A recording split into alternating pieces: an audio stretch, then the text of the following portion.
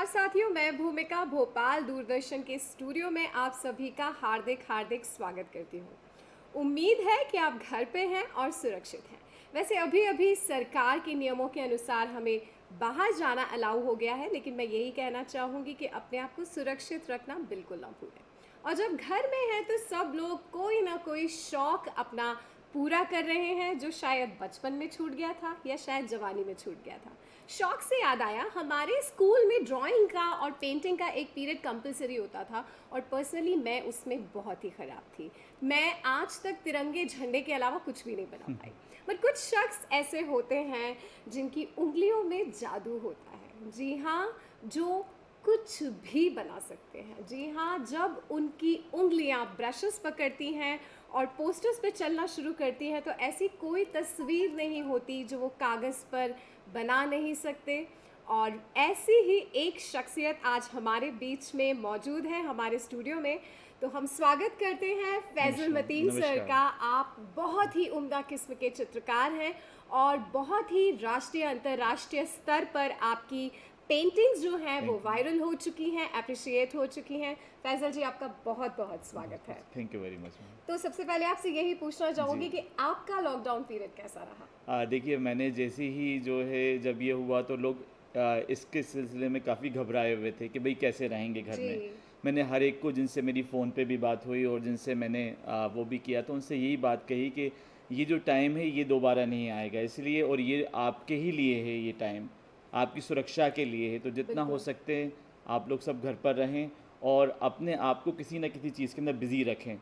किसी जी, एक्टिविटी के अंदर जो आपके ऐसे शौक जो आपने जैसे अभी आपने कहा कि जो आपके ऐसे कुछ शौक हैं जो अब आपने कभी ज़िंदगी में किए ना हों, जी, वो आपके लिए एक टाइम मिला हुआ है तो उसको आप एन्जॉय करिए। बिल्कुल, और ये कितनी बड़ी बात है कि सब जितने भी हैं वो सब आपके आस-पास हैं घर वाले। बिल्कुल, बिल्कुल।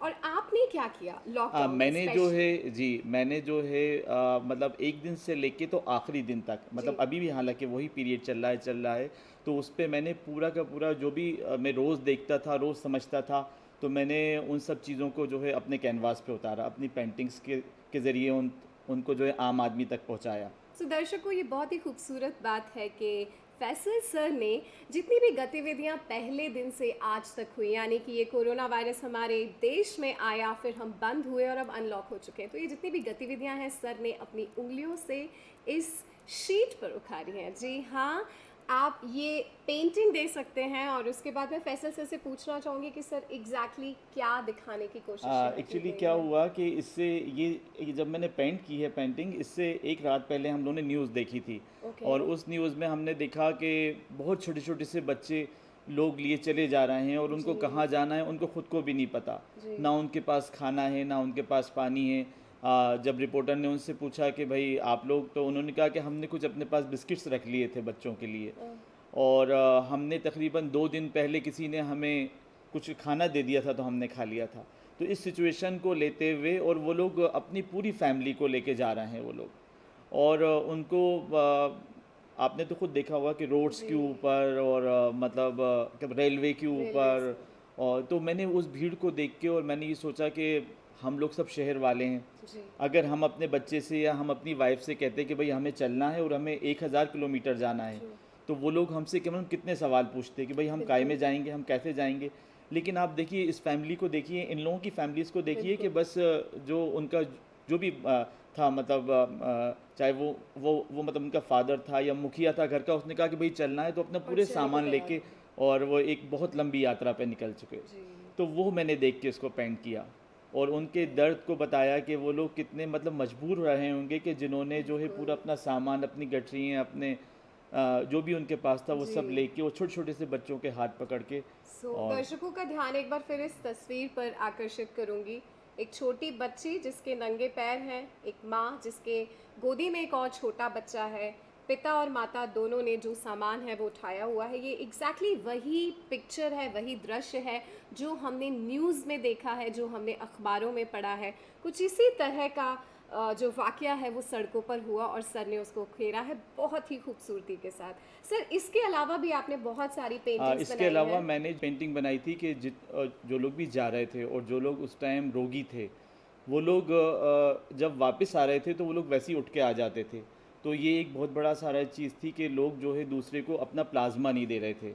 तो मैंने उसके ऊपर एक पेंटिंग बनाई कि एक व्यक्ति जो है, जो कि अब अच्छा हो चुका है और वो अपना प्लाज्मा जो है मतलब वो कर रहा है कि मैम डोनेट अगले, कर रहा हाँ, है, मतलब ओके। अगले मरीज़ के लिए जो है मतलब डोनेट कर रहा है। उसके बाद मैंने एक पेंटिंग बनाई कि एक एक जो था कोई रोगी था जिसका कि ये मंशा हुई कि वो कुछ वैसा खाना खाए जैसे वो अपने घर में खाता था। ओके। तो फिर मैंने उसको पेंट किया कि एक डॉक्टर जो है वो उस मरीज़ को अपने हाथ से जो है कुछ खाना खिला रहा है। उसके जी, बाद जी। मैंने एक ये पेंटिंग पेंट की कि एक पुलिसकर्मी जो कि 6 या 8 दिन से बाहर था, जब वो अपने घर पर पहुंचता है तो उसकी छोटी सी बच्ची उसको देख रही है खड़ी हुई दरवाजे में से। और लेकिन वो क्योंकि वो ये सोचता है कि ऐसा नहीं कि मैं अंदर जाऊं तो ये सब जो है उससे वो हो जाएं, तो इसलिए वो आदमी ने बाहर ही बैठ के और अपना खाना खाया और वापस आ गया। ओके। तो एक मैंने उस को जो है पेंट किया है। इसके अलावा जो है दिन रात हमारे जितने भी सफाई कर्मी थे वो सब काम करते रहे। मैंने उनको पेंट किया है कि वो लोगों ने कितनी लगन से जो है हम सबको वो करते हुए और अपने मतलब अपनी ड्यूटीज़ को जो है अच्छी तरह से वो किया, मतलब परफॉर्म किया उन्होंने। तो दर्शकों, जैसा कि आपने देखा कि सर ने हमारे जो भी कोरोना वॉरियर्स हैं, डॉक्टर्स, पुलिस, हमारे सफाई कर्मी जो हैं, उन सबको अपनी पेंटिंग्स का हिस्सा बनाया है। और हिस्सा क्या बनाया है, लगता है कि हम वही दृश्य देख रहे हैं जो आसपास हुआ है। फैसल सर से एक यस बार मैम। और पूछना चाहूँगी कि इसके अलावा और उन आपकी जो पेंटिंग्स हैं जी। उसमें आपने और कौन से दृश्य कैद करने की देखिए, कोशिश मैंने की जो है? है जैसे कि हमारा हमारा जो कि मुल्क है वो बहुत विशाल, उसका एरिया वाइज भी बहुत बड़ा है। तो इसलिए मैंने एक पेंटिंग बनाई जिसमें मैंने ये बताया कि रात के वक्त जो है सारे के सारे मज़दूर जा रहे हैं। और ये वाली जो था उसमें ये टाइटल दिया कि इन रोड्स को बड़ा अपने ऊपर गर्व था कि हम बहुत लंबे हैं, लेकिन उन्होंने अपने पैरों से नाप दिया। मतलब जी। मज़दूरों ने जो है वो वहाँ से वहाँ तक 1000 किलोमीटर, 1200 किलोमीटर एग्जैक्टली। उन्होंने जो है सब यहाँ से। और इसके अलावा जो जिस हाल में था वो निकल पड़ा। कई लोगों के हाथों में ऐसी ऐसी चीज़ें। उसके बाद अच्छा, एक बात ये भी रही कि इसके अंदर सरकार ने जैसे ही उनको ये लगा कि नहीं भाई इतनी बड़ी तादाद में लोग यहाँ से वहाँ मतलब जा रहे हैं, पलायन कर रहे हैं, तो उन्होंने उनकी सुविधा के लिए रेल शुरू की। तो उसमें भी जो है इन सब बातों का मतलब एक बहुत बड़ा सारा अहम उसका रोल रहा कि लोगों ने इस बात की मतलब एहतियात करी कि भाई हम जो है वो इस तरह से एक दूसरे के साथ मतलब वो करें। और जो भी हमारे पूरे वो हैं मतलब ये जो अब सोशल डिस्टेंसिंग वगैरह का हमको पूरा जी, ध्यान रखना जी, है। जो नियम है जी, हमारे। जी। जी। और इसके अलावा ये वाला काफ़िला जहाँ से जा रहा था वहाँ लोगों ने बहुत मदद करी। ओके। मतलब दिल खोल के मदद करी। कई लोगों ने खाने से, जो लोगों के पास जो भी सामान होता था वो लोग वहाँ लेके उस पे पहुँच जाते थे हाईवे के ऊपर, और जी, वो उनको जो है देते थे बच्चों को और जो भी वहाँ से बुज़ुर्ग निकल रहे हैं। जी, जी। इसके अलावा जो लोग हमारे वहाँ पर ये बहुत अच्छा रहा, हमारे इंडिया के अंदर रिकवरी रेट बहुत अच्छा रहा। जी, और जब वो अच्छे हुए तो हमारे समाज ने भी उनको उसी तरह से जो है उनका एप्रिशिएट किया। स्वागत किया। और वो जहाँ जहाँ पर भी गए तो उनके लिए बाकायदा मैंने इस पर भी पेंटिंग बनाई है कि जब वो लोग आ रहे हैं, बाहर आ रहे हैं, अच्छे होके आ रहे हैं, तो उनका उसी तरह से लोग स्वागत कर रहे हैं फूलों से। और अच्छा। जो है मतलब पूरे फैमिली मेम्बर्स खड़े जी, हुए हैं, डॉक्टर्स खड़े हुए हैं, उनके लिए तालियां बजा रहे हैं कि जी। उन्होंने इतनी बड़ी सारी जंग लड़ी। तो जिस तरह इस क्षण को भी कैद किया गया है कि हमारे जो कोरोना की जंग जीत कर आए उनके लिए तालियां बजाई गई, बट एक ताली बजती है उस शख्स के लिए जिन्होंने इन दृश्यों को हमसे दूर नहीं होने दिया। यानी कि कहीं ना कहीं जो चीज़ हम जी चुके हैं, जो हमने अपनी आंखों से देखा है, उसको कैद कर दिया गया है ताकि ये क्षण जो निकल चुके हैं वो हमें हमेशा याद रहेंगे। तो बहुत बहुत शुक्रिया सर मैम आपका। आपका भी बहुत बहुत शुक्रिया। अब मैं कुछ बातें पूछना चाहती हूँ कि जी ये जो फरमाइए। हमारा कार्यक्रम है, जी। ये दर्शक देखते हैं और जी। कहीं ना कहीं कुछ ना कुछ हर एपिसोड से जी। सीख के जाते जी। हैं। तो क्योंकि आप जैसे महानुभाव इतने अमेजिंग पेंटर हमारे साथ हैं, तो मैं आपसे पूछना चाहूँगी कि बचपन से लेके अभी तक का जी। आपका जो पेंटिंग का सफ़र है, जी। किस तरह शुरू हुआ, आपका विजन क्या रहा उसके जी। पीछे, और कैसे आपको लगा कि मुझे अब इस क्षेत्र में जाना है? एक्चुअली क्या हुआ मैम कि मैं जो है भोपाल में मतलब यहाँ का रहने वाला हूँ और यहाँ की जो रॉयल फैमिली है उसको बिलोंग करता हूँ। ओके। तो हमारे वहाँ पुराने जो है मतलब हम मेरी जो वो हुई एक परवरिश हुई है वो जी। एक मतलब बहुत पुराने सा एक महल था जिसमें हुई है मेरी वाह। परवरिश। ओके। 250 साल पुराना महल है, ओके। यासीन महल के नाम से पीर गेट में आज भी स्थित है। ओके। तो वहाँ पर मैं देखता था तो वहाँ की जो मतलब छोटा सा अगर रोशनदान भी है तो वो अपने आप में ऐसा पीस है कि जिसको आदमी दिल चाहता है कि भाई हम इसको कुछ पेंट कर लें हम। तो मैंने वहीं पर से उन सबको पेंट करना शुरू किया और फिर यहाँ का हेरिटेज ने मुझे इतना इंस्पायर किया कि मैंने उस पर बहुत ज़्यादा काम किया और वो आज भी लोगों के पास है और यहाँ पर जो है लोग उसको अप्रिशिएट करते हैं। इसके अलावा हमारी सिटी बहुत खूबसूरत है भोपाल, इसमें जी कई सारी लेक्स हैं तो वो अलग जी। अलग सीज़न में कैसी कैसी लगती हैं, मतलब जब बारिश होती है तो वो कैसी लगती हैं, ओके। जब मतलब सुबह के टाइम कैसी लगती हैं, शाम के जी टाइम कैसी लगती हैं। तो वो जी। मैंने सारे के सारे अपने उसके अंदर जो है मतलब ओके। पेंट किए हैं सर कल। किस उम्र से आपने पेंटिंग शुरू कर दी मैंने थी? तकरीबन 8 साल का था जब से मैंने शुरू किया और इसमें मेरी नानी ओके। ने मुझे बहुत अप्रिशिएट किया। वो ओके। हमेशा जो है मुझसे कहती थी कि तुमने बहुत अच्छा बनाया है फैसल, तुम उस पे भी बनाओ, इस पे भी बनाओ। ओके। और इवन मेरी मदर, मेरे फादर राइटर थे जी। और वो जब भी कुछ लिखते थे तो वो कहते थे कि तुम ये मैंने एक छोटा सा शेर लिख दिया है, इस पे कुछ बनाने की कोशिश करो। तो ओह! वो बस वहीं से वो सिलसिला शुरू हुआ। फिर 1991 में मैंने जो है 91 में 91 के अंदर ओके। मैंने जो है मतलब इसी में एमए किया फ़ाइन आर्ट्स में ओके। के शासकीय हमीदिया कॉलेज से। और उसके बाद तकरीबन 22 एग्जीबिशंस हो चुके हैं मेरे और इंडिया में मैंने कई जगहों के ऊपर अपनी पेंटिंग की एग्जीबिशंस लगाई हैं।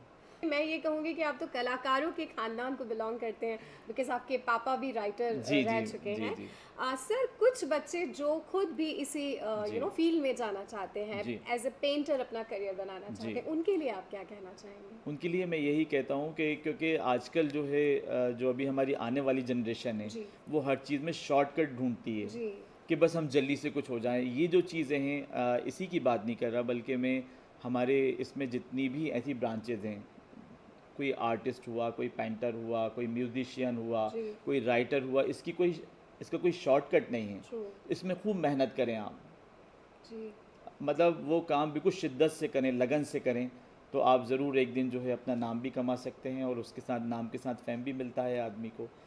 तो मेरा यही है कि इन सब चीज़ों का कोई शॉर्टकट नहीं होता, जी। शॉर्टकट ढूँढने की कोशिश नहीं करें। तो जो दर्शकगण ये देख रहे हैं, सुन रहे हैं, जिन्हें पेंटिंग के क्षेत्र में या किसी भी कला के क्षेत्र में अपना करियर बनाना है, सर का जो एक मॉरल है वो ज़रूर याद रखिएगा कि कला के क्षेत्र में अगर आप सफल होना चाहते हैं तो इसका कोई शॉर्टकट नहीं है। आपको मेहनत करनी पड़ेगी और धीरे-धीरे आप अपनी मंज़िल को पालेंगे।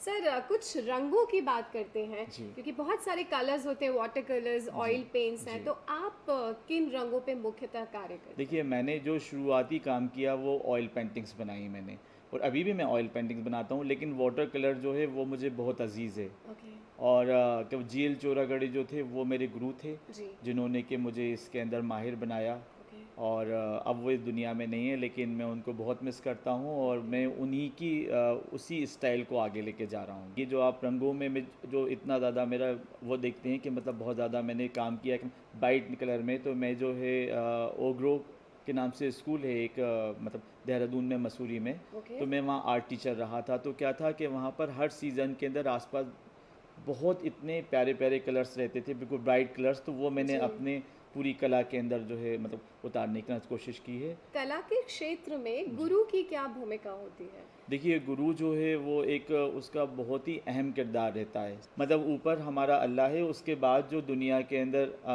मतलब हमारे वालिदैन के बाद जो भी हमारी परवरिश करता है वो हमारा गुरु करता है। जी, वो हमें सही रास्ता दिखाता है कि तुम्हें ये करना है और ये नहीं करना है। जी, जबकि आज आज जो वो होता है टीचर होता है, उसकी एक तरह से बिल्कुल अलग ही डेफिनेशन हो गई है। जी। और आजकल जितने बच्चे हैं वो भी समझते हैं कि भाई इनको हम पैसे दे रहे हैं तो ये हमें सिखा रहे हैं। दर्शकों जैसा कि सर ने बताया उसी को दोहराना चाहूँगी कि गुरु की जो महिमा और महत्व है वो कला के क्षेत्र में बहुत ही ज़्यादा महत्व रखता है। हमारे जो दोहे हैं उनमें भी कहा गया है कि गुरु गोविंद दो खड़े काके लागे पाँव, बलिहारी गुरु आपको जो गोविंद दियो बताए। जी हाँ, अगर गुरु है तो हम ईश्वर तक भी पहुंच सकते हैं। तो कला के क्षेत्र में सर का जो मकाम है उसका क्रेडिट सर अपने गुरु को देते हैं और यही हम आप सभी से बोलना चाहेंगे कि आप जिस भी गुरु से सीख रहे हैं उनकी बारीकियों को सीखें और उनका वही सम्मान करें जो सर कर रहे हैं। तो आप हमारे दर्शकों को ये बताएं कि कला से किस तरह हम अपने आप को रिलैक्स कर सकते जी। हैं और कैसे एक कला जो है वो हमें पर्सनली एक ग्रोथ देती है। देखिए, मैं आपको ये बताऊँ कि जो जो मतलब जो हमारी सोसाइटी होती जी, है उसमें सबसे ज़्यादा जो लोग इसको बहुत जल्दी एक्सेप्ट करते हैं वो होते हैं कलाकार। क्या बात है। और उसके ऊपर ही मतलब जो भी हो रहा है समाज में उसका सबसे पहले असर उसी मतलब आदमी पे होता है जो कि इन सब चीज़ों से जुड़ा हुआ है। जो क्रिएटिव होता है हाँ, कहीं ना जो कि कहीं। जी। क्रिएटिव है, जो कि मतलब कहीं न कहीं उससे मतलब आर्ट की आपको ये नहीं है कि मैं आर्टिस्ट हूँ तो मैं अपने ही उसकी बात करूँ, जी। पेंटिंग की बात जी। करूँ। किसी भी ब्रांच को आप ले लीजिए। हम्म। कोई एक्टर है, कोई म्यूज़िशियन है, कोई राइटर है। तो अच्छा ये जो है ये वाला गुण हर एक व्यक्ति में रहता जी। है। कोई आदमी कुछ बहुत से लोग जैसे मैं जो है मैं जो भी मतलब मेरे विचार हैं मैं उनको जो है जब भी कुछ विचार आता है तो मैं उसको फ़ौरन पेंट कर पेंच देता हूँ। करते ये मेरी हैं। ज़बान है, ये जी। मेरी जी। लैंग्वेज है, जी। ये मेरी भाषा है। जी। इसी तरह से अगर कोई व्यक्ति ये चाहता है कि वो कुछ अच्छा मतलब लिख सकता है तो वो उसके ज़रिए उसको बयान करे। बिल्कुल। कोई आदमी ये चाहता है कि वो अच्छी तरह से उसको उसकी बहुत अच्छी आवाज़ है, वो उसको उन्हीं मतलब वर्ड्स को जो है कि गा के गा बयान के करे, है बयान ना? कर सकता है। जी। तो इसका मतलब ये है कि हम जब भी कोई ऐसा काम करते हैं तो उससे हमारा टेंशन रिलीज़ हो जाता है। तो मुझे लगता है कि अगर कोई भी छोटी-सी कला भी आप में है, तो कोई गुरु ढूँढिए या खुद उस पर अभ्यास करना शुरू करिए, क्योंकि कला आपको एक बहुत अच्छा इंसान बनने में भी मदद करती है। और एक थैंक बार यू। फिर मैं स्टूडियो बहुत-बहुत से शुक्रिया। भोपाल दूरदर्शन की तरफ से हमारे दर्शकों की तरफ से थैंक यू वेरी मच। आपका बहुत-बहुत शुक्रिया अदा थैंक यू। करती हूँ थैंक और यू। उम्मीद करती हूँ कि इसी तरह की जो दृश्य हैं, जी। आगे भी जो भविष्य में होंगे, वो आपकी पेंटिंग्स में हम सबके लिए कैद हो जाएँगे, ताकि हम उन्हें दोबारा जी, आपका भी बहुत-बहुत शुक्रिया और भोपाल दूरदर्शन का भी बहुत-बहुत शुक्रिया और सारे दर्शकों का भी बहुत-बहुत शुक्रिया। Thank you very much. तो साथियों, कला जिस तरह हमको स्ट्रेस से बाहर निकलने में मदद करती है, उसी तरह बहुत सारी क्वालिटीज़ हम में आती हैं। एक्सेप्टेंस आता है, एक इंसान के रूप में हम थोड़ा और बेहतर हो जाते हैं। तो चलिए, कला की बात हो रही है तो आइए, कुछ और हमारे ऐसे कलाकार हैं जो घर में लॉक हैं, लेकिन उन्होंने अपनी कला को बिल्कुल भी ताला नहीं लगा के रखा हुआ है। जी हाँ, वो अभी भी अपनी प्रैक्टिसेस कर रहे हैं और अपना जो भी आर्ट है उसको बहुत एंजॉय कर रहे हैं। Spaghetti.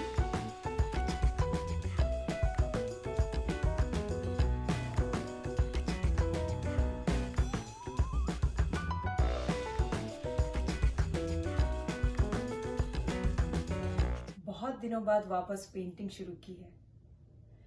हुआ कैनवस पर रंग बिखरने का लॉक ओपन। Spaghetti.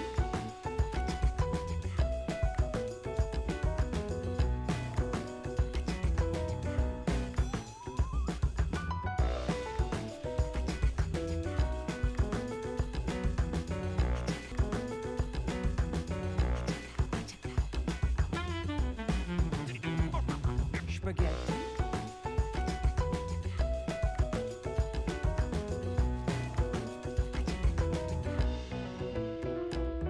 तो ये है मेरा छोटा सा स्टूडियो।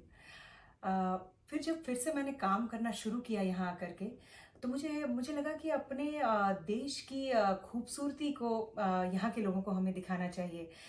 तो मैंने इंडियन विलेजेस पर एक पूरी नई सीरीज पेंट की।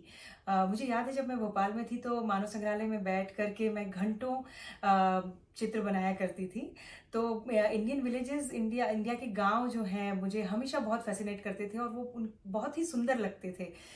तो उनके ऊपर एक मैंने पूरी सीरीज पेंट की। दूसरी सीरीज जो मैंने पेंट की वो इंडियन फोक डांसेस पे की, क्योंकि वो इच्छा थी मेरी कि अपनी संस्कृति, अपनी कला को, अपने डांसेस को यहाँ दिखाया जाए।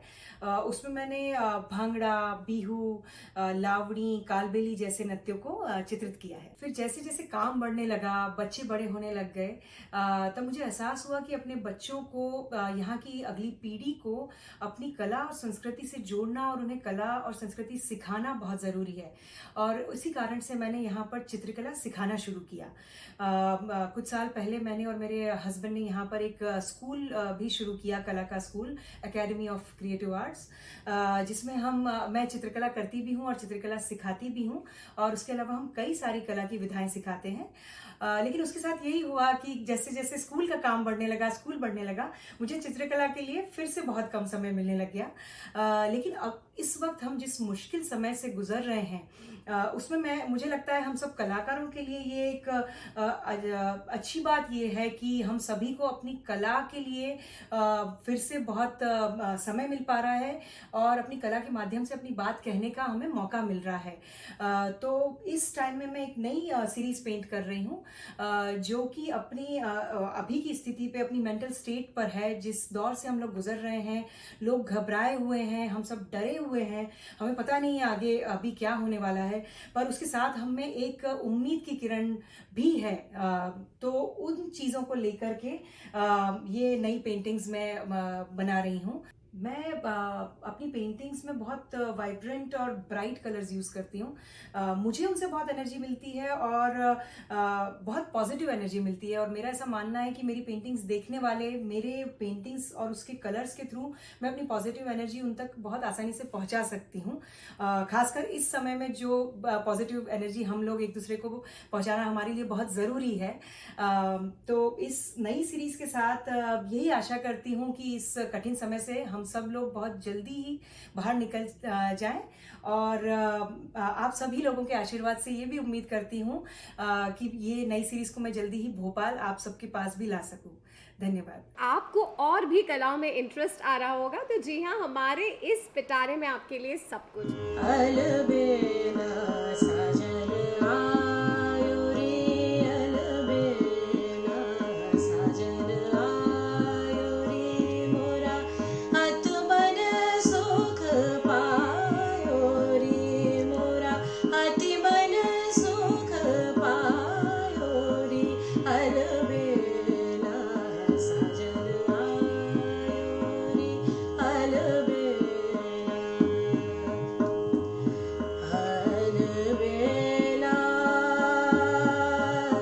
अलबेला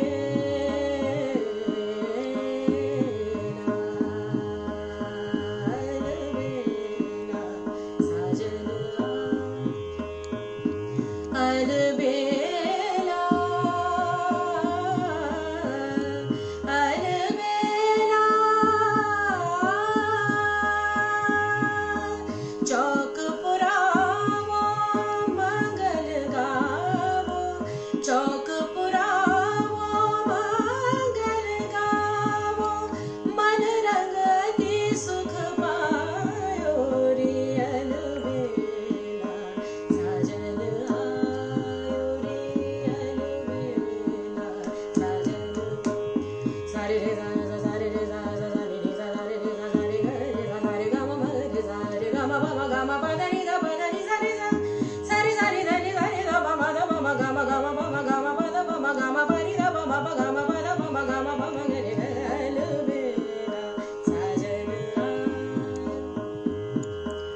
ग म प म ग म प द नि द प द नि सा सा रे सा रे द नि सा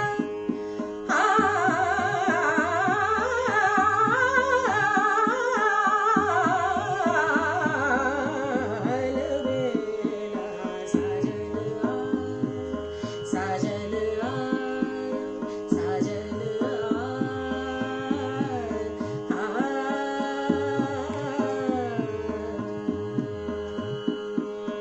तुमने मुझे देखा होकर मेहरबान, रुक गई ये ज़मीन, थम गया आसमान, जाने मन जाने जा, तुमने मुझे देखा होकर मेहरबान, रुक गई ये ज़मीन, थम गया आसमान, जाने मन जाने जा, तुमने मुझे देखा।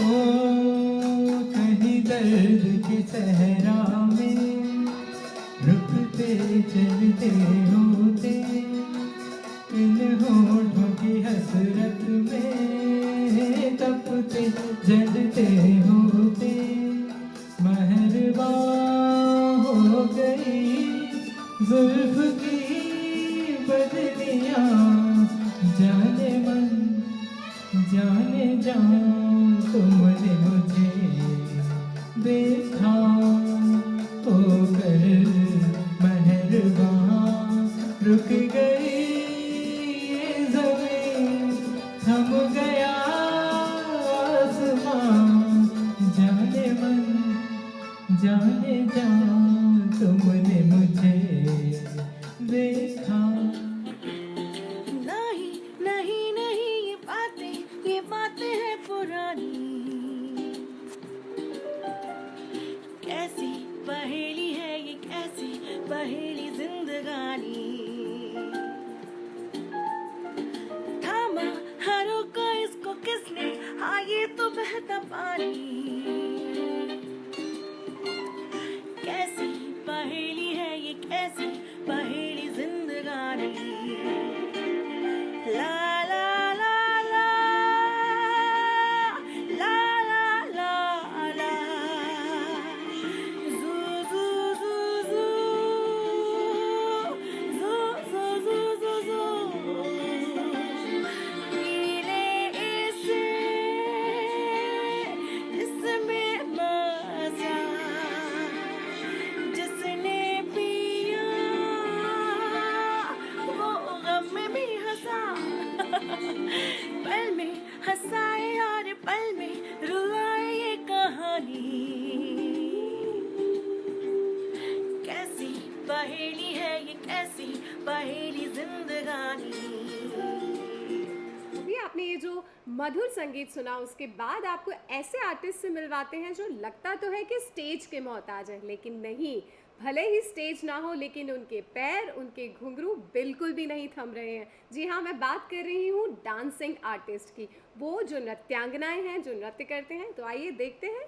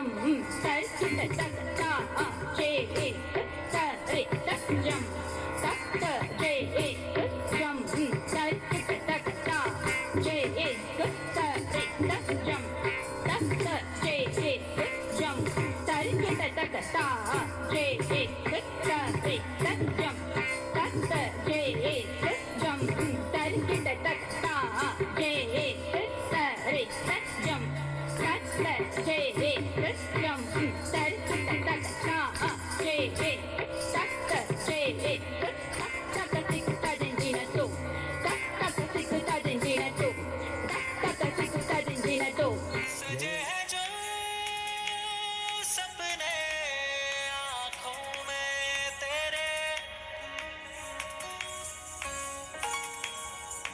थोड़ा और सजने दे।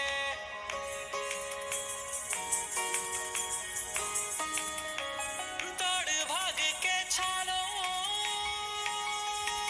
पर वक्त को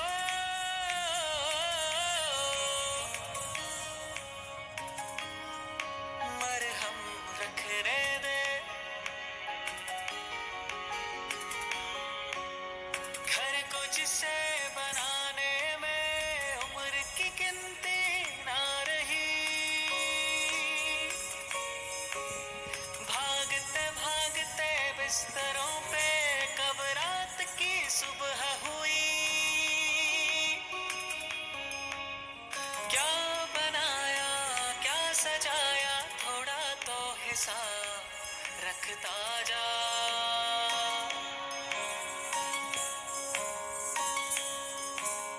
खूब थका तू अपनों की वजह, अपनों के लिए ठहर जा, ठहर जा, ठहर जा।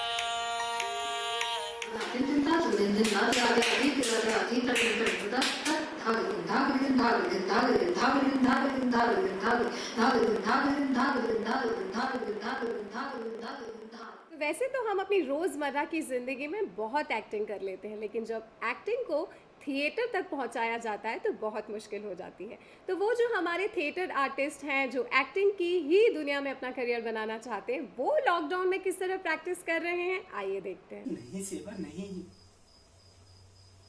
सभी दलित ऐसे नहीं होते, नहीं होते ऐसे। वे अपनी व्यथा जानते हैं, अरे इंसानों में गिने जाने के लिए बहुत बड़ी कीमत चुकाई है उन्होंने। अपनी व्यथा जानते हैं तो दूसरों की व्यथा भी जानते ही होंगे दूसरों की व्यथा।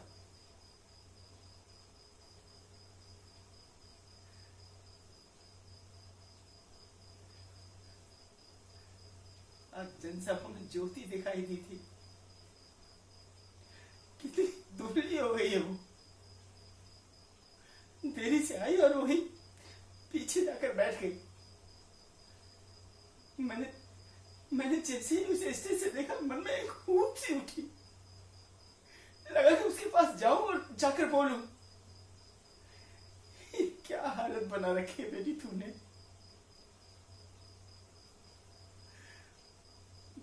मेरे भाषणों का खोखलापन उसके चेहरे पर साफ साफ नजर आ रहा था।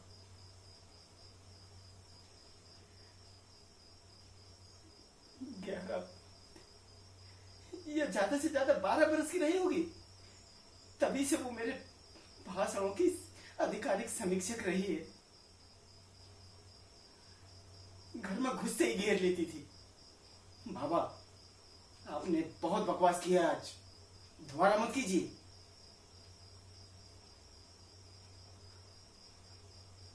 और अगर उसे कोई भाषण पसंद आता था,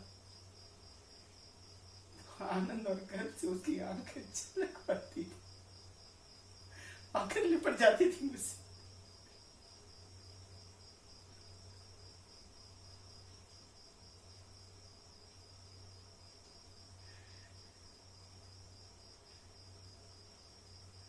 आज का बेईमानी भरा भाषण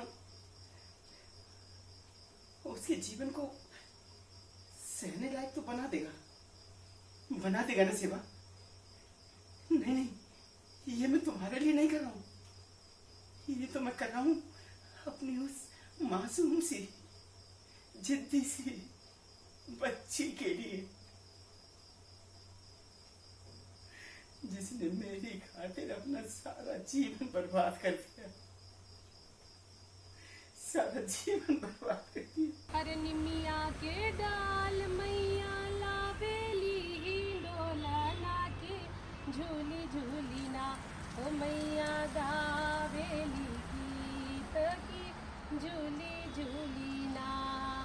अरे झूलता झूलता मैया के लगला पिया सवा की सुनी भली ना, ओ मलिनिया दुआ। ये कौन है? ये रजुआ, आपके बड़े दिनों में आना हुआ रे। तुमको पता नहीं है कितना सारा काम निकाल के हम तुम्हारे लिए रखे रहते हैं और तुम हो के हमको गोल कर जाते हो। सुनो, ठीक है, अब पैर छू लिए हो तो ठीक है, वहीं बैठ जाओ, दूर, पास में आने की जरूरत नहीं है। हाँ अच्छा सुनो, हम ये लोटा रख के आते हैं, तुमको बहुत सारा काम निकाल के रखे हैं तुम्हारे लिए, सब तुम्हें बताते हैं, ठीक है? हाँ का रोटी और प्याज, अरे बैठ जाओ, 2 ठो रोटी और प्याज और उसके साथ तुमको 1 ठो हरी मिर्चा भी देंगे, ठीक है? लेकिन काम सब करा के जाना पड़ेगा। हाँ कह देते हैं, ए गोल नहीं ना करोगे, काम पूरा करवा के जाओगे ना। हाँ तो बैठो, बैठ जाओ वहीं। हाँ दूर बैठो, नीचे बैठो, थोड़ा नीचे। हाँ पास आने की जरूरत नहीं, दूर से ही प्रणाम करो और दूर ही बैठे रहो, और ठीक है। एक दिन मैं अपना एक नाटक पढ़ रहा था, अशोक, नवप्रभात के नाम से मैंने उसे किया था पिछले साल। और उसमें एक जगह एक सिचुएशन आती है कि कलिंग की लड़ाई ख़त्म हो चुकी है, और कलिंग की लड़ाई ख़त्म होने के बाद अशोक सुबह सुबह तलवार चलाने की प्रैक्टिस कर रहा है, अभ्यास कर रहा है। और उसकी बहन वहाँ आती है और कहती है कि भैया, कलिंग की लड़ाई में इतना बड़ा नरसंहार हो गया, आपकी तलवार ने न जाने कितनों का रक्त बहा दिया, तो जितना अभ्यास आपने इस युद्ध के दौरान किया है, तलवार जिस ढंग से चलाई है आपने, उसके बाद भी आपको क्या युद्धाभ्यास की या शस्त्राभ्यास की जरूरत है? तो अशोक कहता है उससे कि अभ्यास की जरूरत तो हमेशा होती है। और मुझे ये बात बड़ी अपील कर गई कि अभ्यास की जरूरत तो हमेशा होती है। निश्चित रूप से अगर आप कोई चीज सीख के छोड़ देंगे तो वो कुछ दिनों बाद आपके दिमाग से हट जाएगी, आपके शरीर के जो अंग हैं उनमें नहीं शायद उस ढंग से काम कर पाएंगे। तो मुझे लगा, और मैंने उन दिनों में तलवार चलाने की बहुत प्रैक्टिस की थी, तो आज फिर मैंने जो है एक उसी दिन जो वो सिचुएशन में जो सीन था उसको क्रिएट करने की कोशिश की है, दोनों हाथ से तलवार चलाने की कोशिश की है। और मैं बस, तो आप प्लीज़ देखें इसे।